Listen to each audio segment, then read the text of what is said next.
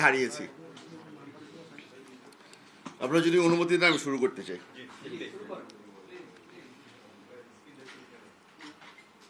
প্রায় 10 বছর আগে সালাউদ্দিন কাদের চৌধুরীকে মানবতা বিরোধী অপরাধের কারণে হত্যা করা হয়, তাকে ফাঁসিতে ঝুলিয়ে হত্যা করা হয়।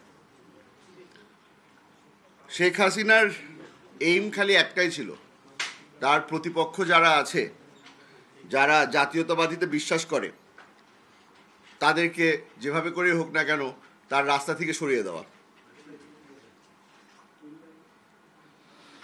দুনিয়ার মধ্যে যতগুলি আপনারা আজ পর্যন্ত ডিকটেটর দেখেছেন, সবাই কিন্তু একই ধরনের কাজই করত। তাদের মেইন জিনিস ছিল যে এই হত্যা, গুম, খুন এগুলোর মাধ্যমেই কিন্তু তারা ক্ষমতায় টিকে থাকতো। শেখ হাসিনাও একই জিনিস করেছে। এই গেম প্ল্যানের মধ্যেই আমার বাবাও ফেঁসে যায়, আমার বাবাকেও সেই একইভাবেই হত্যা করা হয়। বাংলাদেশের গত 16 বছরের মধ্যে হাসিনা ক্ষমতায় থাকার জন্য যেই কাজগুলি করেছে, ওটার মধ্যে একটা বেশ বড় কাজ ছিল এই আইসিটি। এই আইসিটির মাধ্যমে তার যে তারা যাদেরকে মেইন এনিমি হিসাবে দেখত, তাদেরকে এই আইসিটির মাধ্যমে হত্যা করা হয়েছে। আপনাদেরকে আরও একটা জিনিস মনে করিয়ে দিতে চাই, যেই দিন আব্বার রায় ঘোষণা দেওয়া হয়, সেই দিন আমার বাবার হাতে রায় ছিল। সেই রায়টাও মিনিস্ট্রির থেকে বের হয়ে এসেছিল।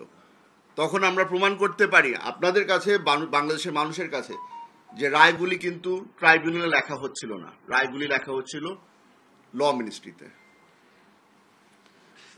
আমরা হয়তো অনেকগুলি এরকম আরও অনেক কিছু আপনাদেরকে বলতে পারবো যে কারণে এই ট্রাইব্যুনালটা বিতর্কিত ছিল, অথবা এই জাস্টিস সিস্টেমটাই ধ্বংস হয়ে গিয়েছিল। তবে আপনাদেরকে আজকে যেই কারণে আমরা ডেকেছি, আপনাদের কাছে হয়তো তখন জানি না আপনাদের কাছে ওই তথ্য কি বর্তমানে আছে নাকি না, কিন্তু আমরা কিন্তু একটা অ্যাপ্লিকেশন করেছিলাম ট্রাইব্যুনালের কাছে। আমরা একটা অ্যাপ্লিকেশন করেছিলাম যে কিছু 4 জন ব্যক্তি বাংলাদেশে আসতে চাচ্ছিলেন। তারা আমার বাবার ডিফেন্স উইটনেস হিসাবে বাংলাদেশে আসতে চেয়েছিলেন, তবে ট্রাইব্যুনাল সেটাও নাকচ করে দেয়। আপনাদেরকে আমি নামগুলি আজকে বলে দিতে চাই যারা ডিফেন্স উইটনেস হিসাবে আসতে চেয়েছিলেন। একজনের নাম মুনিব আরজমান খান, দ্বিতীয় আম্বার হারুন সাইগল, তৃতীয় ইসাক খান খাকওয়ানি, চতুর্থ রিয়াজ আহমেদ নুন। এই 4 জন ব্যক্তি পরবর্তীতে ইউটিউবের মাধ্যমে তারা কিন্তু নিজেরাও একটা ইউটিউব ভিডিও করে তাদের যে এভিডেন্স যেটা দিতে চেয়েছিলেন, ওটা তারা অনলাইনে পাবলিশ করে দেন। এই ব্যক্তিগুলো প্রমাণ করতে চেয়েছিল, প্রমাণ করতে পারতেন যে আব্বা 1971 সালে পাঞ্জাব ইউনিভার্সিটিতে ভর্তি ছিলেন। আপনাদেরকে এই নামগুলি একটা কারণে বলছি।